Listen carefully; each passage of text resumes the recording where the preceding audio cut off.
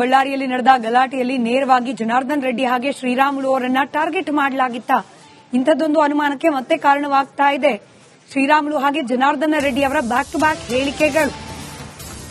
ಇದರಲ್ಲೂ ಸ್ವಲ್ಪ ಯಾಮಾರಿದ್ರು ನಾನು ಹಾಗೂ ರೆಡ್ಡಿ ಬಲಿಯಾಗ್ತಿದ್ವಿ ಅಂತ ಹೇಳಿ ಶ್ರೀರಾಮುಲು ಪುನರುಚ್ಚರಿಸಿದ್ದಾರೆ. ರಾಜ್ಯ ಸರ್ಕಾರ ದ್ವೇಷ ಭಾಷಣ ಕಾಯ್ದೆ ಜಾರಿ ಮಾಡಿದೆ. ಬಳ್ಳಾರಿಯಲ್ಲಿ ಭರತ್ ರೆಡ್ಡಿ ಅವರು ದ್ವೇಷ ಭಾಷಣ ಮಾಡಿದ್ದಾರೆ. ನಿಮ್ಮ ಮನೆ ಸುಟ್ಟಾಕ್ತೇವೆ ಅಂತ ಹೇಳಿದ್ದಾರೆ. ಕೂಡಲೇ ಭರತ್ ರೆಡ್ಡಿ ಅವರ ಮೇಲೆ ಕ್ರಮ ಕೈಗೊಳ್ಳಬೇಕು ಅಂತ ಕೂಡ ಇದೇ ಸಂದರ್ಭದಲ್ಲಿ ಶ್ರೀರಾಮುಲು ಆಗ್ರಹಿಸಿದ್ದಾರೆ.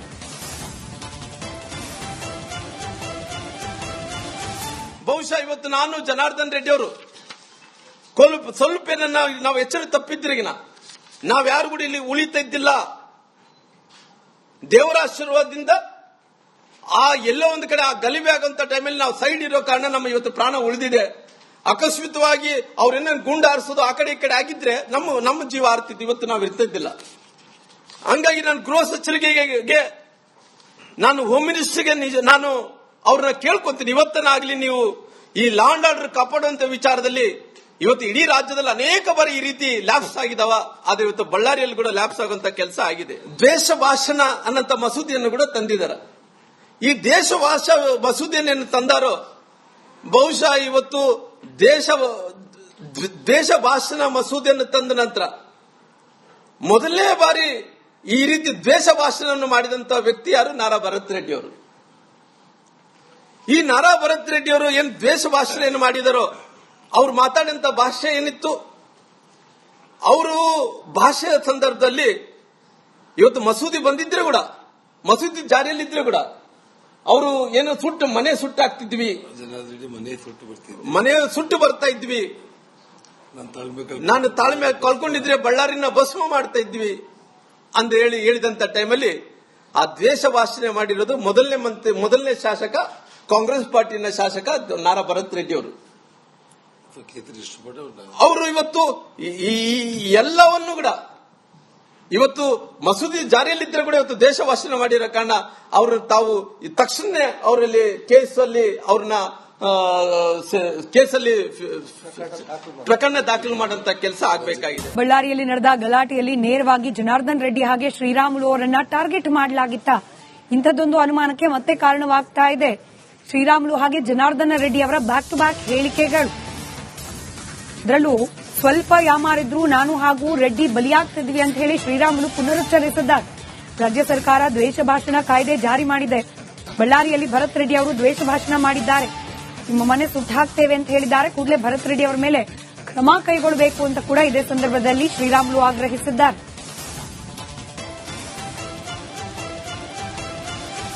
ಬಹುಶಃ ಇವತ್ತು ನಾನು ಜನಾರ್ದನ್ ರೆಡ್ಡಿ ಅವರು ಸ್ವಲ್ಪ ನಾವು ಎಚ್ಚರ ತಪ್ಪಿದ್ರಿಗಿನ ನಾವ್ಯಾರು ಕೂಡ ಇಲ್ಲಿ ಉಳಿತಾ ಇದ್ದಿಲ್ಲ. ದೇವರ ಆಶೀರ್ವಾದದಿಂದ ಎಲ್ಲೋ ಒಂದು ಕಡೆ ಆ ಗಲಿಬೆ ಆಗುವಂತ ಟೈಮಲ್ಲಿ ನಾವು ಸೈಡ್ ಇರೋ ಕಾರಣ ನಮ್ಮ ಇವತ್ತು ಪ್ರಾಣ ಉಳಿದಿದೆ. ಅಕಸ್ಮಿತವಾಗಿ ಅವ್ರೇನ ಗುಂಡು ಹಾರಿಸೋದು ಆ ಕಡೆ ಈ ಕಡೆ ಆಗಿದ್ರೆ ನಮ್ಮ ಜೀವ ಹಾರ್ತಿತ್ತು, ಇವತ್ತು ನಾವು ಇರ್ತಿದ್ದಿಲ್ಲ. ಹಂಗಾಗಿ ನಾನು ಗೃಹ ಸಚಿವರಿಗೆ ನಾನು ಹೋಮ್ ಮಿನಿಸ್ಟರ್ಗೆ ನಾನು ಅವ್ರನ್ನ ಕೇಳ್ಕೊಂತೀನಿ, ಇವತ್ತನಾಗ್ಲಿ ನೀವು ಈ ಲಾ ಅಂಡ್ ಆರ್ಡರ್ ಕಾಪಾಡುವಂತ ವಿಚಾರದಲ್ಲಿ ಇವತ್ತು ಇಡೀ ರಾಜ್ಯದಲ್ಲಿ ಅನೇಕ ಬಾರಿ ಈ ರೀತಿ ಲ್ಯಾಪ್ಸ್ ಆಗಿದಾವ. ಆದ್ರೆ ಇವತ್ತು ಬಳ್ಳಾರಿಯಲ್ಲಿ ಕೂಡ ಲ್ಯಾಪ್ಸ್ ಆಗುವಂತ ಕೆಲಸ ಆಗಿದೆ. ದ್ವೇಷ ಭಾಷಣ ಅನ್ನಂತ ಮಸೂದೆಯನ್ನು ಕೂಡ ತಂದಿದ್ದಾರೆ. ಈ ಮಸೂದೆಯನ್ನು ತಂದಾರೋ ಬಹುಶಃ ಇವತ್ತು ದೇಶ ಭಾಷಣ ಮಸೂದೆಯನ್ನು ತಂದ ನಂತರ ಮೊದಲನೇ ಬಾರಿ ಈ ರೀತಿ ದ್ವೇಷ ಭಾಷಣವನ್ನು ಮಾಡಿದಂತ ವ್ಯಕ್ತಿ ಯಾರು? ನಾರಾ ಭರತ್ ರೆಡ್ಡಿ ಅವರು. ಈ ನಾರಾ ಭರತ್ ರೆಡ್ಡಿ ಅವರು ಏನ್ ದ್ವೇಷ ಭಾಷಣೆಯನ್ನು ಮಾಡಿದಾರೋ, ಅವ್ರು ಮಾತಾಡಿದಂತ ಭಾಷೆ ಏನಿತ್ತು, ಅವರು ಭಾಷೆಯ ಸಂದರ್ಭದಲ್ಲಿ ಇವತ್ತು ಮಸೂದಿ ಬಂದಿದ್ರೆ ಕೂಡ, ಮಸೂದಿ ಜಾರಿಯಲ್ಲಿದ್ರೆ ಕೂಡ ಅವರು ಏನೋ ಮನೆ ಸುಟ್ಟಾಗ್ತಿದ್ವಿ, ಮನೆ ಸುಟ್ಟು ಬರ್ತಾ ಇದ್ವಿ, ನಾನು ತಾಳ್ಮೆ ಕಳ್ಕೊಂಡಿದ್ರೆ ಬಳ್ಳಾರಿನ ಭಸ್ಮ ಮಾಡ್ತಾ ಇದ್ವಿ ಅಂತ ಹೇಳಿದಂತ ಟೈಮಲ್ಲಿ ಆ ದ್ವೇಷ ಭಾಷಣೆ ಮಾಡಿರೋದು ಮೊದಲನೇ ಶಾಸಕ, ಕಾಂಗ್ರೆಸ್ ಪಾರ್ಟಿನ ಶಾಸಕ ನಾರಾ ಭರತ್ ರೆಡ್ಡಿ ಅವರು. ಅವರು ಇವತ್ತು ಈ ಎಲ್ಲವನ್ನು ಕೂಡ ಇವತ್ತು ಮಸೂದಿ ಜಾರಿಯಲ್ಲಿದ್ದರೆ ಕೂಡ ಇವತ್ತು ದೇಶ ಭಾಷಣ ಮಾಡಿರೋ ಕಾರಣ ಅವರು ತಾವು ತಕ್ಷಣ ಅವರಲ್ಲಿ ಅವ್ರನ್ನ ಕೇಸಲ್ಲಿ ಪ್ರಕರಣ ದಾಖಲು ಮಾಡುವಂತ ಕೆಲಸ ಆಗಬೇಕಾಗಿದೆ. ಬಳ್ಳಾರಿಯಲ್ಲಿ ನಡೆದ ಗಲಾಟೆಯಲ್ಲಿ ನೇರವಾಗಿ ಜನಾರ್ದನ್ ರೆಡ್ಡಿ ಹಾಗೆ ಶ್ರೀರಾಮುಲು ಅವರನ್ನ ಟಾರ್ಗೆಟ್ ಮಾಡಲಾಗಿತ್ತ. ಇಂಥದ್ದೊಂದು ಅನುಮಾನಕ್ಕೆ ಮತ್ತೆ ಕಾರಣವಾಗ್ತಾ ಇದೆ ಶ್ರೀರಾಮುಲು ಹಾಗೆ ಜನಾರ್ದನ ರೆಡ್ಡಿ ಅವರ ಬ್ಯಾಕ್ ಟು ಬ್ಯಾಕ್ ಹೇಳಿಕೆಗಳು. ಅದರಲ್ಲೂ ಸ್ವಲ್ಪ ಯಾಮಾರಿದ್ರು ನಾನು ಹಾಗೂ ರೆಡ್ಡಿ ಬಲಿಯಾಗ್ತಿದ್ವಿ ಅಂತ ಹೇಳಿ ಶ್ರೀರಾಮುಲು ಪುನರುಚ್ಚರಿಸಿದ್ದಾರೆ. ರಾಜ್ಯ ಸರ್ಕಾರ ದ್ವೇಷ ಭಾಷಣ ಕಾಯ್ದೆ ಜಾರಿ ಮಾಡಿದೆ. ಬಳ್ಳಾರಿಯಲ್ಲಿ ಭರತ್ ರೆಡ್ಡಿ ಅವರು ದ್ವೇಷ ಭಾಷಣ ಮಾಡಿದ್ದಾರೆ. ನಿಮ್ಮ ಮನೆ ಸುಟ್ಟಾಕ್ತೇವೆ ಅಂತ ಹೇಳಿದ್ದಾರೆ. ಕೂಡಲೇ ಭರತ್ ರೆಡ್ಡಿ ಅವರ ಮೇಲೆ ಕ್ರಮ ಕೈಗೊಳ್ಳಬೇಕು ಅಂತ ಕೂಡ ಇದೇ ಸಂದರ್ಭದಲ್ಲಿ ಶ್ರೀರಾಮುಲು ಆಗ್ರಹಿಸಿದ್ದಾರೆ.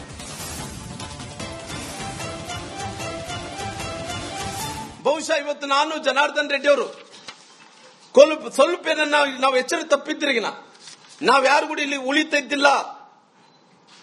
ದೇವರ ಆಶೀರ್ವಾದದಿಂದ ಎಲ್ಲೋ ಒಂದು ಕಡೆ ಆ ಗಲಿಬೆ ಆಗುವಂತ ಟೈಮಲ್ಲಿ ನಾವು ಸೈಡ್ ಇರೋ ಕಾರಣ ನಮ್ಮ ಇವತ್ತು ಪ್ರಾಣ ಉಳಿದಿದೆ. ಅಕಸ್ಮಿತವಾಗಿ ಅವ್ರೇನ ಗುಂಡು ಆರಿಸೋದು ಆ ಕಡೆ ಈ ಕಡೆ ಆಗಿದ್ರೆ ನಮ್ಮ ಜೀವ ಆರ್ತಿತ್ತು, ಇವತ್ತು ನಾವು ಇರ್ತಿದ್ದಿಲ್ಲ.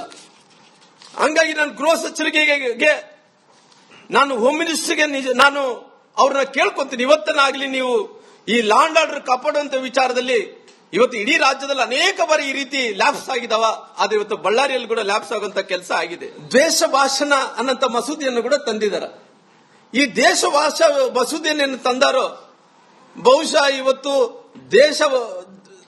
ದೇಶ ಭಾಷಣ ಮಸೂದೆಯನ್ನು ತಂದ ನಂತರ ಮೊದಲನೇ ಬಾರಿ ಈ ರೀತಿ ದ್ವೇಷ ಭಾಷಣವನ್ನು ಮಾಡಿದಂತ ವ್ಯಕ್ತಿ ಯಾರು? ನಾರಾ ಭರತ್ ರೆಡ್ಡಿ ಅವರು.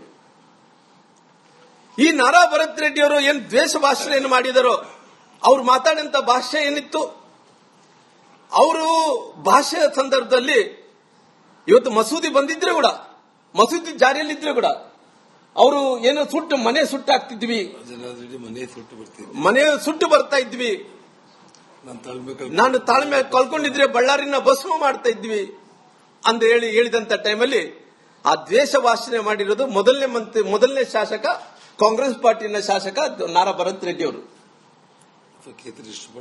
ಅವರು ಇವತ್ತು ಈ ಎಲ್ಲವನ್ನು ಕೂಡ ಇವತ್ತು ಮಸೂದಿ ಜಾರಿಯಲ್ಲಿದ್ದರೆ ಕೂಡ ಇವತ್ತು ದೇಶ ಭಾಷಣ ಮಾಡಿರೋ ಕಾರಣ ಅವರು ತಾವು ತಕ್ಷಣ ಅವರಲ್ಲಿ ಅವ್ರನ್ನ ಕೇಸಲ್ಲಿ ಪ್ರಕರಣ ದಾಖಲು ಮಾಡುವಂತ ಕೆಲಸ ಆಗಬೇಕಾಗಿದೆ. ಬಳ್ಳಾರಿಯಲ್ಲಿ ನಡೆದ ಗಲಾಟೆಯಲ್ಲಿ ನೇರವಾಗಿ ಜನಾರ್ದನ್ ರೆಡ್ಡಿ ಹಾಗೆ ಶ್ರೀರಾಮುಲು ಅವರನ್ನ ಟಾರ್ಗೆಟ್ ಮಾಡಲಾಗಿತ್ತ. ಇಂಥದ್ದೊಂದು ಅನುಮಾನಕ್ಕೆ ಮತ್ತೆ ಕಾರಣವಾಗ್ತಾ ಇದೆ ಶ್ರೀರಾಮುಲು ಹಾಗೆ ಜನಾರ್ದನ ರೆಡ್ಡಿ ಅವರ ಬ್ಯಾಕ್ ಟು ಬ್ಯಾಕ್ ಹೇಳಿಕೆಗಳು. ಅದರಲ್ಲೂ ಸ್ವಲ್ಪ ಯಾಮಾರಿದ್ರು ನಾನು ಹಾಗೂ ರೆಡ್ಡಿ ಬಲಿಯಾಗ್ತಿದ್ವಿ ಅಂತ ಹೇಳಿ ಶ್ರೀರಾಮುಲು ಪುನರುಚ್ಚರಿಸಿದ್ದಾರೆ. ರಾಜ್ಯ ಸರ್ಕಾರ ದ್ವೇಷ ಭಾಷಣ ಕಾಯ್ದೆ ಜಾರಿ ಮಾಡಿದೆ.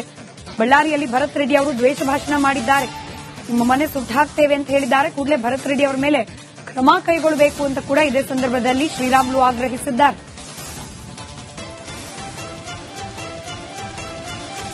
ಬಹುಶಃ ಇವತ್ತು ನಾನು ಜನಾರ್ದನ್ ರೆಡ್ಡಿ ಅವರು ಸ್ವಲ್ಪ ನಾವು ಎಚ್ಚರ ತಪ್ಪಿದ್ರಿಗಿನ ನಾವ್ಯಾರು ಕೂಡ ಇಲ್ಲಿ ಉಳಿತಾ ಇದ್ದಿಲ್ಲ.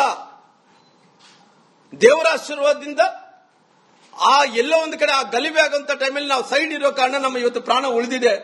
ಅಕಸ್ಮಿತವಾಗಿ ಅವ್ರೇನ ಗುಂಡು ಆರಿಸೋದು ಆ ಕಡೆ ಈ ಕಡೆ ಆಗಿದ್ರೆ ನಮ್ಮ ಜೀವ ಆರ್ತಿತ್ತು, ಇವತ್ತು ನಾವು ಇರ್ತಿದ್ದಿಲ್ಲ.